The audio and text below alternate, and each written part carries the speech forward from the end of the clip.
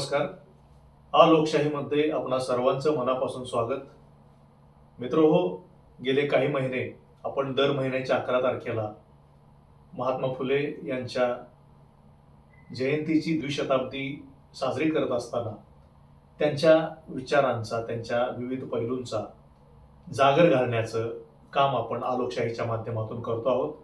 दर महिन्याच्या 11 तारखेला ठरवल्याप्रमाणे मी त्यांचा एक वेगळा पैलू आपल्यासमोर आणण्याचा प्रयत्न करतो आहे आणि त्याच अनुषंगाने गेल्या 11 तारखेला गेल्या महिन्यामध्ये इन्व्हेस्टमेंट गुरु महात्मा फुले या अनुषंगानं जी मांडणी मी केलेली होती, तर त्यानंतर मला काही मंडळींचे, काही श्रोत्यांचे, दर्शकांचे फोन आले आणि त्या एपिसोडमध्ये आपण असं म्हटलेलं होतं की महात्मा फुले हे उद्योजक होते, व्यावसायिक होते आणि त्या अनुषंगानं मग त्यांनी इन्व्हेस्टमेंट कशी करायची याचं मार्गदर्शन आपल्याला केलेलं आहे.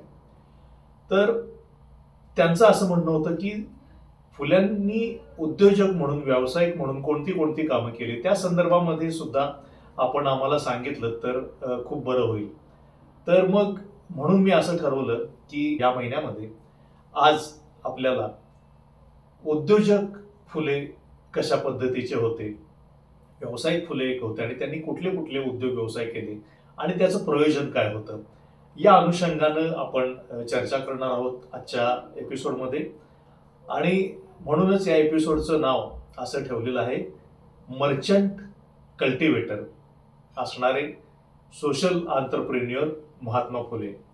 आणि त्याच अनुषंगानं आपण आजच्या या भागामध्ये चर्चा करणार आहोत.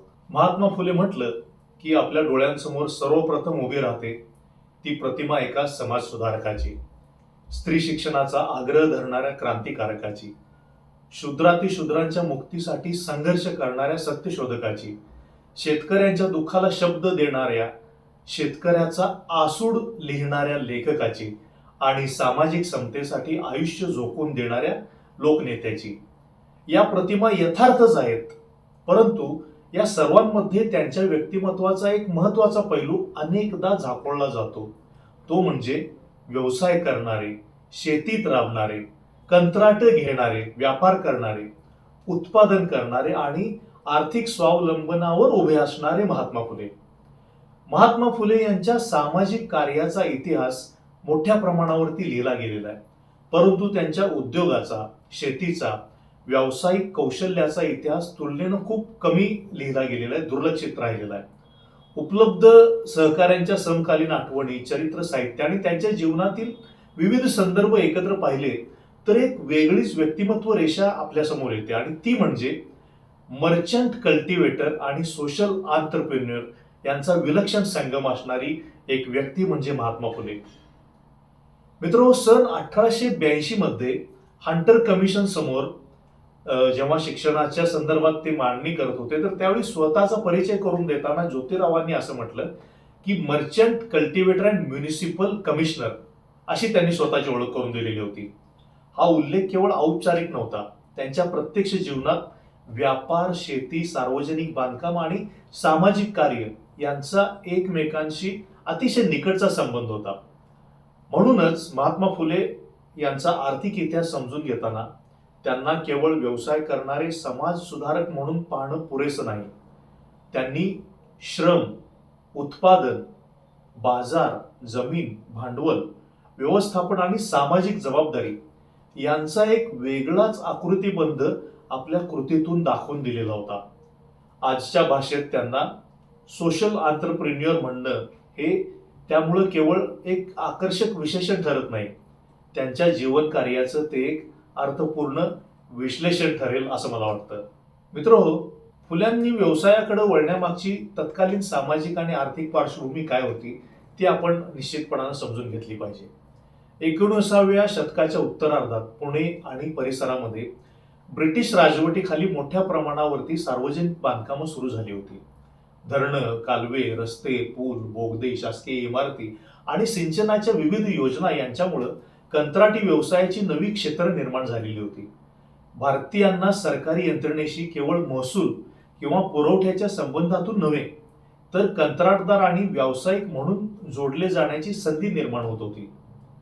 ज्योतिरावांनी या बदलत्या आर्थिक परिस्थितीची दखल घेतली. याच व्यापक संदर्भातून पुढे Pune commercial and contracting company यासारख्या कंपनीची त्यांनी निर्मिती केली. या नावातील कमर्शियल आणि कॉन्ट्रॅक्टिंग हे दोन्ही शब्द फार महत्वाचे आहेत. कंपनीचा व्यवहार केवळ सरकारी बांधकामांच्या कंत्राटांपुरता मर्यादित नव्हता. व्यापार, साहित्य पुरवठा आणि इतर व्यावसायिक व्यवहारांचाही त्याच्यामध्ये समावेश असावा, असा त्यातून आपल्याला एक संकेत मिळतो. ही कंपनी भागीदारी तत्वावरती उभी राहिलेली होती. कृष्णराव भालेकर आणि रामचंद्रराव हरी शिंदे यांची भागीदार म्हणून नावं इथं समोर येतात. कृष्णराव भालेकर हे दीनबंधूचे संपादक म्हणून प्रसिद्ध झाले पुढे, पण त्यांचा फुल्यांशी आर्थिक भागीदारीचा संबंध सुद्धा होता. त्यांनी कोर्टातली क्लार्कची नोकरी सोडून या कंपनीमध्ये भागीदारी स्वीकारलेली होती. नीरा कॅनॉलच्या बीरवाडी इथल्या हेडवर्कवरती सब ओव्हरसिअर म्हणून त्यांनी काम केलं आणि पुढं मुंबईतल्या तानसा तलावाच्या बांधकामातील सुद्धा एका कामाचं पोट कंत्राट सुद्धा त्यांनी घेतल्याचा उल्लेख त्यांच्या चरित्रामध्ये आढळतो. या पुन्हा कॉन्ट्रॅक्टिंग अँड कमर्शियल कंपनीशी संबंधित कामांच्या मध्ये खडकवासल्याचं धरण, दगड आणि बांधकाम साहित्याचा पुरवठा, कात्रज बोगदा आणि सार्वजनिक बांधकाम विभागाशी संबंधित कंत्राट यांचा उल्लेख आढळतो.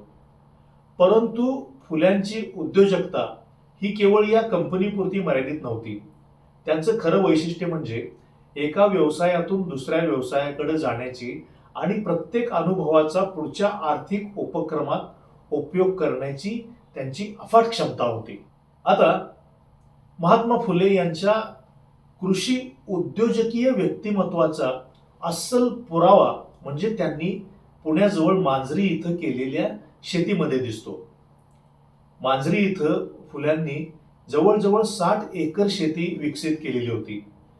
शेती ही त्यांच्यासाठी केवळ पारंपरिक उपजीविकेचं साधन नव्हती. तिच्याकडे त्यांनी उत्पादन, प्रयोग, बाजारपेठ आणि आर्थिक स्वावलंबन या सर्वांचा एकत्रित विचार करून तिच्याकडे ते बघत होते. त्या काळात बहुतांश शेतकरी हा पावसाच्या पाण्यावरती अवलंबून होता. खडकवासला धरणातून कालव्याचं पाणी उपलब्ध झाल्यानंतर सुद्धा शेतकऱ्यांच्या मध्ये ते पाणी घेण्याविषयी अनेक गैरसमज होते. धरणाचं पाणी घेतलं तर मग आपली जमीन नापीक होईल, सरकार जमीन बुडवेल, अशा प्रकारची भीती या लोकांच्या मध्ये होती. मग ज्योतिरावांना हा गैरसमज दूर करायचा होता. मग त्यांनी भाषण करून किंवा तोंडी सांगून त्यांना समजावलं नाही, तर स्वतःच्या शेतामध्ये प्रयोग करून त्यांना उत्तर दिलं. ज्योतिरावांनी कालव्याचं पाणी आपल्या शेतात आणलं. सुरुवातीला जवळपास वर्षभर इतर शेतकरी त्यांचं अनुकरण करत नव्हते, पण त्यांच्या शेतातलं भरघोस उत्पादन, फुललेली बाग आणि वाढलेलं उत्पन्न पाहिल्यानंतर इतर शेतकऱ्यांनी सुद्धा मग कालव्याचं पाणी वापरायला सुरुवात केली. त्या भागातली पाण्याची पाईपलाईन ही पुढं फुल्यांची नळी म्हणूनच कित्येक वर्ष प्रचलित होती. तशाच नावाने ती ओळखली जात होती. हा प्रसंग महात्मा फुल्यांच्या कार्यपद्धतीचं अत्यंत महत्वाचं सूत्र सांगतो. आधी स्वतः त्यांनी प्रयोग केला, त्याचा परिणाम दाखवला आणि मग समाजाला त्याचा स्वीकार करण्यासाठी प्रवृत्त केलं. हे फार महत्वाची गोष्ट होती. म्हणजे कृतिशीलता हा जो फुल्यांचा व्यक्तिमत्वाचा एक महत्वाचा भाग मी म्हणतो, तर त्याचं हे एक उदाहरण आहे. आता या मांजरीच्या शेतीमध्ये ज्योतिरावांनी केवळ पारंपरिक पिकं घेऊन त्याच्यावरती ते थांबले नाहीत किंवा त्याच्यावर त्यांनी समाधान मानलं नाही. त्यांनी देशी पिकांच्या बरोबरच त्या काळात लोकांना फारशा परिचित नसलेल्या विलायती भाजीपाला, फळं आणि फुलझाडं यांचं सुद्धा उत्पादन घेतलं. फुल्यांच्या या बागेमध्ये कोबी, फ्लॉवर, टोमॅटो, मोसंबी, अंजीर, डाळिंब, लिंबू, जांभूळ, केळी, वांगी अशी अनेक प्रकारची पिकं त्यांनी घेतलेली होती. देशी आणि विलायती फुलांची लागवड फुल्यांनी केलेली होती. ही गोष्ट केवळ बागकामाच्या आवडीची नव्हती, तर नवीन उत्पादन, नवीन बाजारपेठ आणि अधिक उत्पन्न यांचा विचार त्यामागे निश्चितपणाने होता. सुरुवातीला लोकांना विलायती भाजीपाला, फळं किंवा फुलझाडं लावण्याची कल्पना ही फार परिचित नव्हती, अनोळखी होती. परंतु फुल्यांच्या बागेतून चांगलं उत्पादन मिळू लागलं, बाजारात त्यांना चांगला भाव मिळू लागला आणि त्यातून आर्थिक फायदा होऊ लागला. तेव्हा लोकांनी त्यांचं अनुकरण केलं. त्यामुळं मांजरीची बाग ही केवळ फुल्यांची वैयक्तिक शेती राहिली नाही, तर ती परिसरातील शेतकऱ्यांसाठी एक प्रयोगशाळा आणि प्रात्यक्षिक केंद्र बनलेली होती. आपण हे बघतोय की कालव्याच्या पाण्याचा उपयोग करून फुल्यांनी मोठ्या प्रमाणावरती तिथं ऊस लागवड सुद्धा केलेली होती. त्यांनी सुमारे 45 एकरांवरती ऊस घेतल्याचा उल्लेख काही लोकांनी त्यांच्या समकालीन सहकाऱ्यांनी केलेला आहे.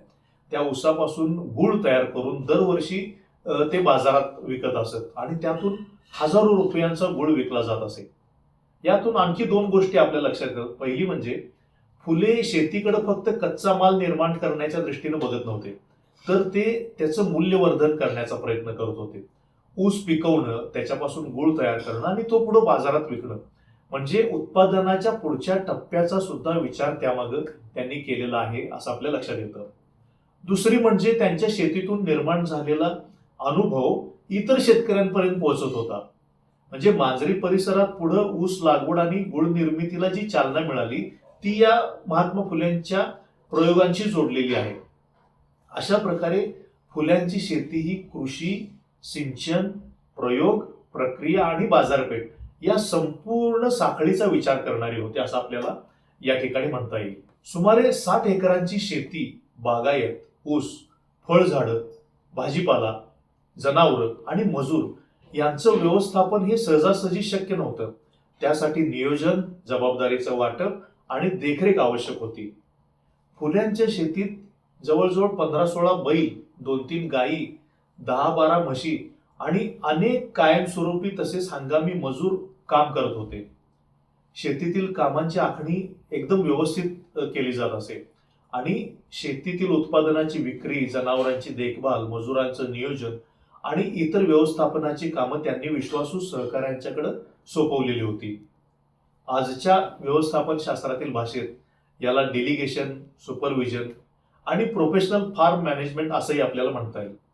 परंतु ज्योतिराव हे प्रयोग 19व्या शतकात त्यांच्या प्रत्यक्ष जीवनामध्ये करीत होते. हे लक्षात घेतलं की त्यांच्या द्रष्टेपणाची जाणीव आपल्याला होते. फुल्यांच्या या शेतीमध्ये कायमस्वरूपी काम करणाऱ्या मनुष्यबळाबरोबरच लागवडीच्या हंगामात अतिरिक्त मजूर सुद्धा घेतले जात. त्यामुळे शेती ही त्यांच्या दृष्टीने केवळ वैयक्तिक संपत्ती नव्हती, तर ती रोजगार निर्माण करणारी उत्पादन व्यवस्था सुद्धा होती. म्हणूनच ते स्वतःला केवळ फार्मर नव्हे तर कल्टिवेटर असं अतिशय अभिमानानं संबोधतात. हे आपण लक्षात घ्यायला पाहिजे. आता फुल्यांचं आणखी एक वैशिष्ट्य म्हणजे मांजरीच्या या शेतामध्ये त्यांनी एक गवताचं घर बांधलेलं होतं. म्हणजे आजच्या भाषेत त्याची तुलना आपण फार्म हाऊसची करू शकतो. पण त्याचा उपयोग हा केवळ विश्रांतीसाठी ते करत नव्हते, तर रविवारच्या दिवशी किंवा सुट्टीच्या दिवशी सावित्रीबाई, यशवंत यांच्याबरोबर त्यांचे अनेक मित्रमंडळी तिथे येत असत.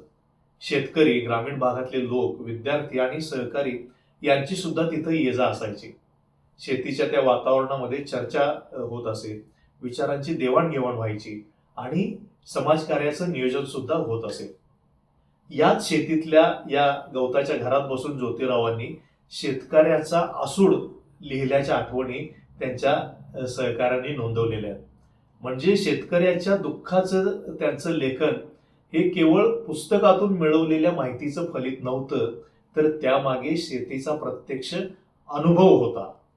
आणि याहून सुद्धा महत्वाची बाब म्हणजे शेजारच्या शेतकऱ्यांच्या मुलांना फुल्यांच्या या बागेतली फळं खाण्याची पूर्ण मुभा होती. या मुलांना अजिबात अडवायचं नाही अशा सूचना त्यांनी आपल्या नोकरांना दिलेल्या होत्या. म्हणजे उत्पादन हे फक्त विक्रीसाठी नाही तर समाजाच्या आनंदासाठी सुद्धा असतं. अशा जीवनदृष्टीचे महात्मा फुले होते. महात्मा फुले यांचा दुसरा महत्वाचा आर्थिक अवकाश म्हणजे बांधकाम व्यवसाय. जसं आपण मगाशी म्हणालो की Pune contracting and commercial company त्यांनी स्थापन केली. या कंपनीच्या माध्यमातून त्यांनी पुणे-सातारा रस्त्यावरचं कात्रज बोगद्याच्या खोदाईचं काम केलं.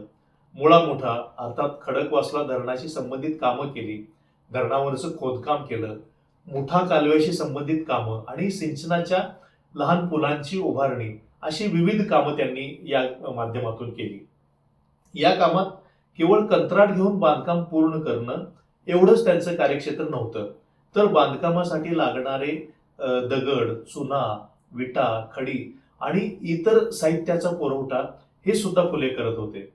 आणि खडीचा मोठा साठा करून त्याची विक्री या कंपनीच्या माध्यमातून ते करत होते आणि या व्यवसायातून सुद्धा त्यांना खूप मोठा फायदा झाल्याची नोंद आहे. मोठ्या बांधकामांसाठी लागणारे मजूर उपलब्ध करून देण्याचं काम सुद्धा फुले करत होते.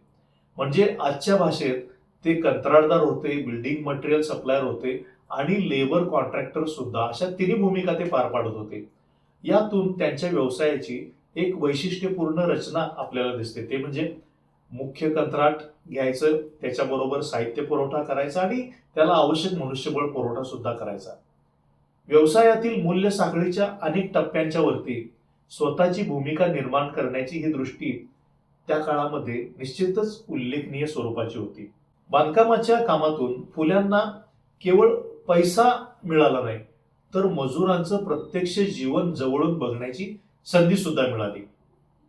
खडकवासला धरण आणि येरवडा पुलाच्या कामांवर मोठ्या संख्येनं मजूर काम करत होते. काही संदर्भांच्या नुसार त्यांच्या कामांवर 2-2 हजारापर्यंत मजूर कधी कधी असत. या मजुरांची परिस्थिती पाहून फुल्यांना कामगारांच्या शिक्षणाचा आणि कल्याणाचा प्रश्न अधिक तीव्रतेनं जाणवला. म्हणून त्यांनी मजुरांसाठी आणि त्यांच्या मुलांसाठी कामाच्या ठिकाणीच रात्रीच्या शाळा सुद्धा सुरू केल्या. ही बाब अतिशय महत्वाची आहे, कारण इथं त्यांची उद्योजकता आणि समाज सुधारणा ही एकमेकांना छेद देते आणि एकत्र येते. ते एका बाजूला मजूर पुरवणारा कंत्राटदार म्हणून काम करत होते आणि दुसऱ्या बाजूला त्याच मजुरांचं जीवन, त्यांची मुलं, त्यांचं शिक्षण आणि त्यांचे मानवी हक्क यांचा विचार करणारे समाज सुधारक म्हणून सुद्धा फुल्यांचं व्यक्तिमत्व इथं अधोरेखित होतं. म्हणजेच व्यवसायानं फुल्यांना मजूर दाखवले आणि त्या समाज सुधारकानं त्या मजुरांच्या मध्ये माणूस बघितला. आता हे माणूस पण कुठवर होतं, तर येरवडा पूल आणि खडकवासला धरणाचं काम जेव्हा पूर्ण झालं, तर त्यानंतर फुल्यांनी आपल्याकडे काम करणाऱ्या त्या 2-3 हजार मजुरांना जेवण दिल्याचे सुद्धा दाखले काही ठिकाणी आढळतात. तर त्यांची भावना अशी होती की कष्टकरी मजुराला जेवण देण्यामध्ये मोठं पुण्य आहे, असं ते म्हणायचे. आता ते जे जेवण द्यायचे, ती जी मेजवानी असायची, तर त्यामध्ये काय असायचं, तर फोडणीचं तिखट वरण, भात, कांदा, भाकरी आणि तेल असा साधा पण पोटभर बेत असायचा. आता या गोष्टीचा त्या मजुरांना इतका आनंद वाटायचा, एवढं समाधान वाटायचं की जेवणासाठी ते जेव्हा कामावरनं गावाकडे यायला निघत, तेव्हा वाद्य आणि शिंग वाजवत मिरवणुकीने यायचे. म्हणजे या प्रसंगाकडे आपण केवळ दान म्हणून पाहणं योग्य नाही, तर फुल्यांच्या संपूर्ण विचारामध्ये श्रमाला किती प्रतिष्ठा आहे हे आपल्याला लक्षात येतं. म्हणजे समाज निर्माण करणाऱ्या माणसाला सन्मान मिळाला पाहिजे, ही फुल्यांची भूमिका त्यातून आपल्याला लक्षात येते.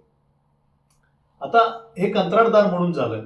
व्यावसायिक प्रयोग सुद्धा फुल्यांनी खूप केलेले आहेत. तर महात्मा फुले यांच्या व्यवसाय विश्वातला एक अतिशय वेगळा आणि खूप कमी माहीत असणारा व्यवसाय म्हणजे मुशी विक्रीचं दुकान त्यांनी काढलेलं होतं.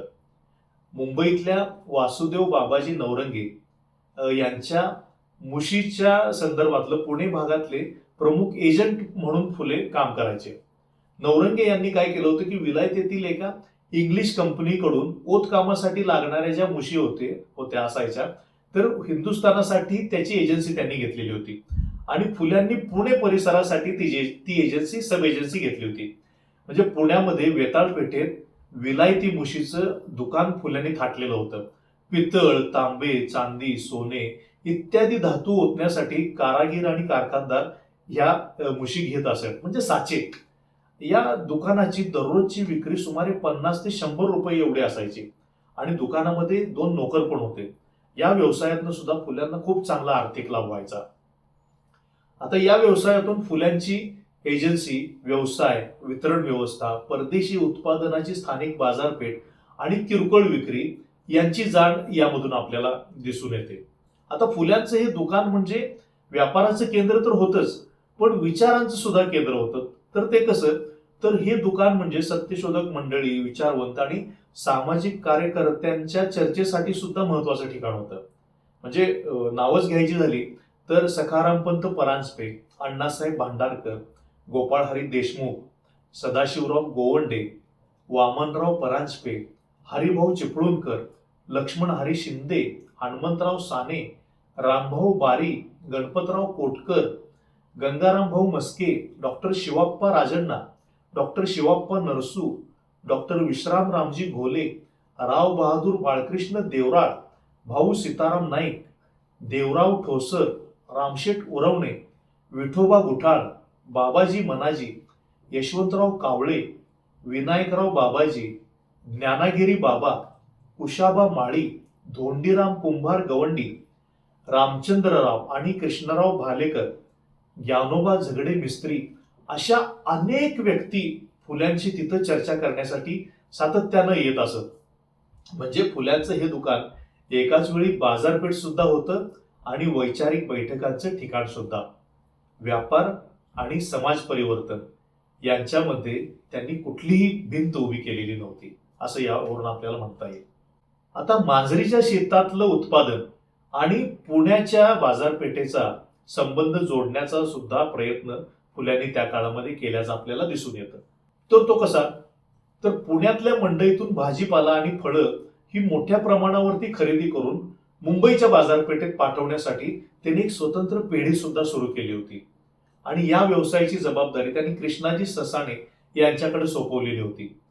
मात्र या उद्योगातून त्यांना अपेक्षित आर्थिक यश मिळालं नाही आणि फार एक 4-5 महिन्याच्या पलीकडे तो काही फार चालला नाही. परंतु यामधून फुल्यांची प्रयोगशीलता तर दिसतेच, पण नवीन बाजारपेठ शोधण्याची आणि कृषी उत्पादनाला लांबच्या बाजाराशी जोडण्याची वृत्ती सुद्धा स्पष्ट होते. म्हणजे व्यवसायामध्ये प्रत्येक प्रयोग यशस्वी होतोच असं नाही, पण अपयशी प्रयोग सुद्धा उद्योजकाच्या बाजार दृष्टीची साक्ष देतो. ही बाब विशेष महत्वाची आहे. महात्मा फुले यांचं असामान्य वैशिष्ट्य म्हणजे वेळेचं व्यवस्थापन. म्हणजे शेती, बागायत, बांधकाम कंत्राट, साहित्य पुरवठा, मजूर पुरवठा, मुशीचं दुकान, भाजीपाला व्यापार, कंपनीचे व्यवहार, या सगळ्यांमध्ये ते गुंतलेले असताना सुद्धा दिवसभर व्यवसायाच्या व्यापात अडकून पडायचे नाहीत. म्हणजे अगदी थोड्या वेळात विविध कामांची पाहणी करायचे ते आणि उरलेला वेळ खूप सारा वेळ ते सत्यशोधक समाज, शिक्षण, लेखन, व्याख्यानं, संघटन, शेतकरी प्रश्न आणि सामाजिक कार्यासाठी द्यायचे. म्हणजे एकाच वेळी अनेक कामांची व्यवस्थित आखणी करायची आणि त्यांची अंमलबजावणी करायची. हे फुल्यांना साधलेलं एक विलक्षण स्वरूपाचं कौशल्य होतं आणि ही बाब त्यांच्या उद्योजकतेच्या स्वरूपाचा आणखी एक महत्वाचा पैलू दाखवते. ते म्हणजे उद्योग हे त्यांच्या जीवनाचं अंतिम ध्येय नव्हतं, तो त्यांच्या व्यापक जीवन कार्याचा एक भाग होता, एक आधार होता. आता या माग काय असावं बरं फुल्यांचं प्रयोजन? तर आपल्याला असं म्हणता येईल की महात्मा फुले कोणत्याही मोठ्या आश्रयदात्याच्या कृपेवर कधी जगले नाहीत. त्यांनी सरकारी नोकरीचा आधार घेतला नाही, धर्मसत्तेचा आश्रय घेतला नाही, श्रीमंत आश्रयदात्यांच्या मदतीवर त्यांचं सार्वजनिक जीवन उभं नव्हतं. त्यामुळं त्यांना स्वतंत्रपणे बोलण्याचं आणि सत्तेला प्रश्न विचारण्याचं स्वातंत्र्य मिळालेलं होतं. त्यांच्या आर्थिक जीवनाचा आणि वैचारिक स्वातंत्र्याचा संबंध इथं खूप महत्वाचा ठरतो. शाळा चालवणं, स्त्री शिक्षण, विद्वांसाठी कार्य, सामाजिक चळवळी, सत्यशोधक समाजाचं संघटन, पुस्तकं प्रकाशित करणं, प्रवास करणं, दुष्काळातलं मदत कार्य, या सगळ्या गोष्टी करण्यासाठी आर्थिक साधनं खूप आवश्यक होती. म्हणून फुल्यांची उद्योजकता ही त्यांच्या समाज सुधारणेपासून वेगळी काढता येणार नाही किंवा तिला त्या समाज सुधारणेच्या बाहेरची गोष्ट असं आपल्याला म्हणता येणार नाही. तर त्यांच्या समाज सुधारणेच्या कार्याला आर्थिक पाठबळ देणारी पायाभूत व्यवस्था त्यांनी निर्माण केली होती, असं आपल्याला या संदर्भामध्ये निश्चितपणाने म्हणता येतं. म्हणजे फुल्यांच्या आर्थिक विचारांचा केंद्रबिंदू होता तो म्हणजे श्रम आणि उत्पादन. फुल्यांच्या मते शेतकरी, कारागीर, मजूर आणि उत्पादक हे समाजाचे खरे आधारस्तंभ आहेत. श्रम ही केवळ नैतिक संकल्पना नाही, ती संपत्ती आणि मूल्य निर्मितीची शक्ती आहे. म्हणूनच शेतकऱ्याचा आसूडमध्ये महसूल व्यवस्था, सावकारी आणि प्रशासनावर त्यांनी जी टीका केलेली आहे ती केवळ सामाजिक संतापातून आलेली नाही आहे, लक्षात घ्या. शेतकरी हा समाजाचा उत्पादक आहे आणि त्याच्यावर होणारा अन्याय म्हणजे समाजाच्या उत्पादन क्षमतेवरच होणारा आघात आहे. हा आर्थिक आशय त्यामागे निश्चितपणानं होता. स्वतः शेती करणाऱ्या आणि बाजारपेठेचा अनुभव असलेल्या महात्मा फुल्यांना शेतकऱ्याचं उत्पादन, त्याची किंमत, कर्ज, कर, सावकारी आणि बाजारातला असमतोल यांचा प्रश्न प्रत्यक्ष अनुभवातून समजलेला होता. शेतकऱ्यांच्या प्रश्नांशी फुल्यांचं नातं हे केवळ लेखनापुरतं मर्यादित नव्हतं. मुंबई, बडोदा, कोकण, नगर, सोलापूर, सातारा आणि जुन्नर अशा विविध भागात ते सातत्यानं दौरे करायचे. विशेषतः 1883 ते 86 या काळामध्ये जुन्नर भागामध्ये त्यांनी खूप मोठ्या प्रमाणावरती लोकजागृती केली. सावकारांविरुद्ध शेतकरी कुळांची मोठी चळवळ उभी करण्यात त्यांचा सहभाग होता. गावोगावी सत्यशोधक समाजाच्या शाखा स्थापन झाल्या. लोकांनी धार्मिक विधी स्वतः करायला सुरुवात केली आणि मुलामुलींच्या शिक्षणासाठी शाळा उघडल्या गेल्या. शेतकऱ्यांच्या हितासाठी महात्मा फुल्यांनी अनेक महत्वाच्या मागण्या केल्या. त्यामध्ये करांचं ओझं कमी करावं, जंगल खात्याकडून शेतकऱ्यांना होणारा त्रास कमी करावा, शेती सुधारण्यासाठी सरकारनं मदत करावी, कालवे बांधावेत, प्राथमिक शिक्षण सार्वत्रिक आणि सक्तीचं करावं, शेतकऱ्यांच्या मुलांना उच्च शिक्षणासाठी सवलती द्याव्यात, सरकारी नोकरीत विविध जातींचे प्रतिनिधित्व आणि लोकसंख्येच्या प्रमाणात ते दिलं पाहिजे, गिरण्या, खाणी आणि कारखान्यातील मजुरांचं शोषण थांबवावं, अशा अनेक मागण्यांचा त्यामध्ये समावेश होता. मुंबईतील कामगार संघटनांसाठी राव बहादूर नारायण मेघाजी लोखंडे यांच्यासारख्या सहकाऱ्यांच्या माध्यमातून त्यांनी प्रयत्न केलेले आहेत.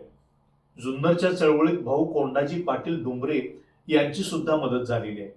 म्हणजे फुले केवळ विचार मांडत नव्हते, तर ते विचारांना संघटन आणि चळवळीचं रूप सुद्धा देत होते. हे आपल्याला यामधून लक्षात येतं. आता या व्यवसायामधून जे काही स्वातंत्र्य मिळालं, तर त्याची दुसरी बाजू म्हणजे निर्भयता हे आपल्याला म्हणता येईल. म्हणजे शेतकऱ्याचा आसूड लिहिताना इंग्रजी सत्तेवर त्यांनी अत्यंत कठोर टीका केली. त्यांच्या मित्रांनी यातला काही भाग आपण प्रकाशित करू नका असा सल्ला सुद्धा दिलेला होता, पण फुल्यांनी तो मागे घेतला नाही. उलट त्या भागाचा अनुवाद करून तत्कालीन गव्हर्नर लॉर्ड लिटन यांच्याकडे सुद्धा त्यांनी तो पाठवून दिलेला होता. ही निर्भयता फुल्यांच्या वैचारिक व्यक्तिमत्वाची एक खूण आहे असं आपल्याला म्हणता येईल. पण तिच्या मागं असलेलं आर्थिक स्वावलंबन हे आपल्याला इथं दुर्लक्षित करता येत नाही. ज्याची उपजीविका सत्तेच्या कृपेवर अवलंबून नाही, त्याला सत्तेला सत्य सांगण्याचं स्वातंत्र्य अधिक असतं. म्हणजे इथं आपल्याला डॉक्टर बाबासाहेब आंबेडकर यांचा सुद्धा उल्लेख करता येईल. म्हणजे एकदा का बडोद्याच्या सयाजीराव महाराजांच्या ऋणातून आपण मुक्त झालो की स्वतंत्र व्यवसाय करता येऊ शकेल, एवढ्यासाठी त्यांनी वकिलीचं शिक्षण घेतलेलं होतं. म्हणूनच फुल्यांच्या जीवनामध्ये आर्थिक स्वावलंबन आणि वैचारिक स्वातंत्र्य यांचा हा जो परस्पर संबंध आहे तो खूप महत्वाचा आहे. महात्मा फुले यांनी व्यवसाय केला, नफा कमावला, मालमत्ता उभी केली, शेती केली, कंत्राट घेतली, व्यापार केला. पण या सर्वांचं अंतिम ध्येय हे वैयक्तिक ऐश्वर्य संचय हे अजिबातच नव्हतं. त्यांच्या उद्योगातून निर्माण झालेली आर्थिक क्षमता, शिक्षण, सत्यशोधक समाज, स्त्री उद्धार, शेतकरी जागृती, कामगार कल्याण, सामाजिक चळवळी आणि वंचितांच्या उन्नतीसाठीच वापरली गेली. यामुळं फुल्यांच्या उद्योजकतेकडे केवळ नफा मिळवण्याची कला म्हणून आपल्याला बघता येणार नाही. त्यांच्या दृष्टीनं उद्योग म्हणजे उत्पादन, उत्पादन म्हणजे संपत्ती आणि संपत्तीचं अंतिम सामाजिक रूपांतरण म्हणजे लोककल्याण होय. हेच फुल्यांच्या उद्योजकतेचं सर्वात मोठं वैशिष्ट्य आहे. महात्मा फुले यांच्या व्यक्तिमत्वातील दोन प्रतिमा आपण अनेकदा वेगळ्या बघतो. एक म्हणजे समाज सुधारक महात्मा फुले आणि दुसरी म्हणजे व्यवसाय करणारे महात्मा फुले.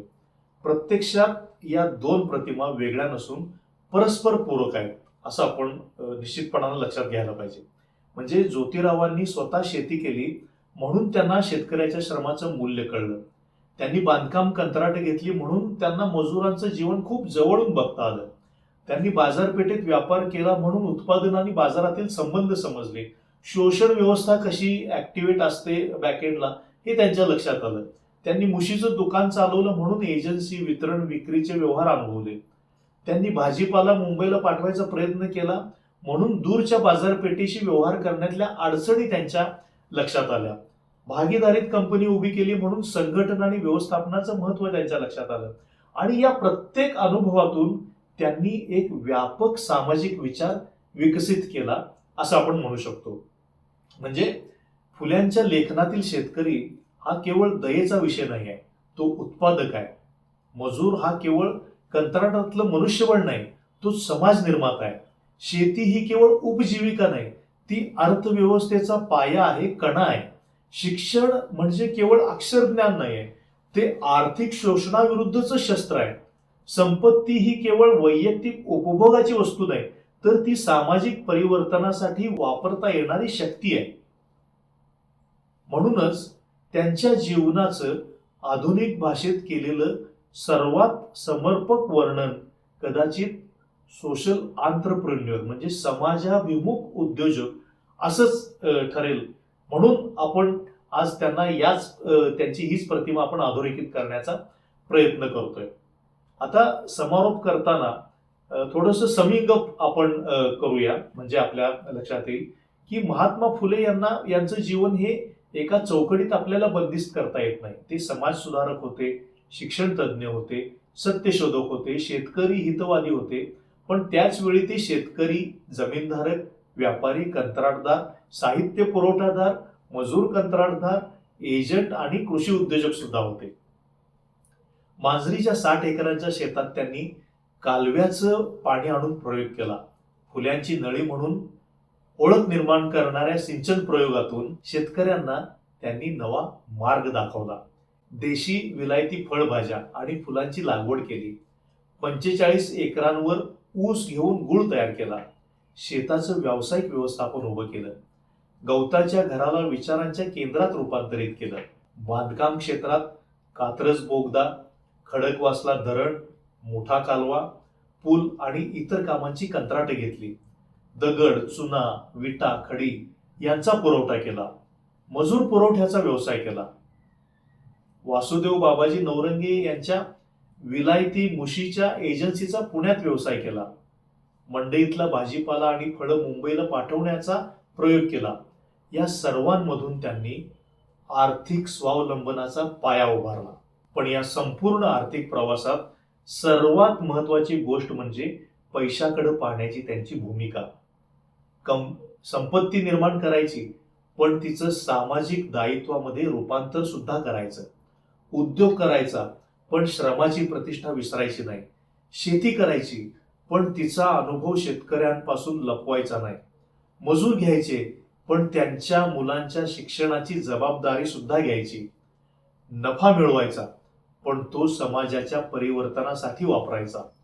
याच कारणामुळं महात्मा फुले यांची उद्योजकता ही केवळ व्यक्तिगत आर्थिक यशाची कहाणी ठरत नाही, ती उत्पादन, श्रम, आर्थिक स्वावलंबन आणि सामाजिक न्याय यांना एकत्र आणणाऱ्या जीवनदृष्टीची कहाणी ठरते. आज आपण social entrepreneurship, inclusive development, sustainable agriculture, labour welfare यासारख्या संकल्पना आधुनिक व्यवस्थापन शास्त्रामध्ये वेळोवेळी ऐकत असतो. परंतु त्यांच्या अनेक मूलभूत तत्वांचा जीवनानुभव महात्मा फुले यांनी 19व्या शतकातच प्रत्यक्ष जगून दाखवलेला होता. त्यांच्या उद्योगांचा इतिहास हा म्हणूनच केवळ एका समाजसुधारकाच्या चरित्रातलं उपकथानक नाही आहे, तर तो भारतीय बहुजन उद्योजकतेच्या, कृषी उद्योजकतेच्या आणि समाजाभिमुख आर्थिक विचारांच्या इतिहासाचा महत्वाचा भाग आहे. महात्मा फुले यांनी संपत्ती निर्माण केली, पण संपत्तीला ध्येय बनवलं नाही. त्यांनी उद्योग केला, पण उद्योगाला माणसापेक्षा मोठं मानलं नाही. त्यांनी शेती केली, पण शेतकऱ्याला केवळ उत्पादक मानलं नाही, त्याला सन्मानानं जगणारा माणूस मानलं. आणि म्हणूनच मर्चंट कल्टिवेटर ज्योतिराव फुले पुढे सोशल आंत्रप्रेन्युअर महात्मा फुले म्हणून अधिक व्यापक अर्थानं आपल्या समोर उभे राहतात. मित्रहो, अशा पद्धतीनं फुल्यांचं हे एक वेगळं रूप आपल्या समोर मांडण्याचा मी आज प्रयत्न केला. तर अशाच स्वरूपाची व्याख्यानं मी यापूर्वी सुद्धा केलेली आहेत ती प्लेलिस्टमध्ये आपल्याला निश्चितपणानं मिळतील. ती आपण जरूर पाहावीत आणि इथून पुढेही हे वर्षभर ही आपण मालिका चालू ठेवणार आहोत. याच पद्धतीचे महात्मा फुलेंचे वेगळे पैलू घेऊन आपल्या समोर येण्याचा माझा प्रयत्न आहे. तर आपण निश्चितपणानं या प्रयत्नाला बळ द्या. आपल्याला आजचं व्याख्यान आवडलं असेल तर निश्चितपणानं ते शेअर करा. जास्तीत जास्त लोकांच्या पर्यंत महात्मा फुल्यांचा हा पैलू पोहोचू द्या, तो पोहोचवा. आणि त्यासाठी माझं हे आलोकशाही हे चॅनल आपण सबस्क्राईब करा. आपल्याला आवडलेले व्हिडिओ लाईक करा आणि शेअर सुद्धा करा. धन्यवाद.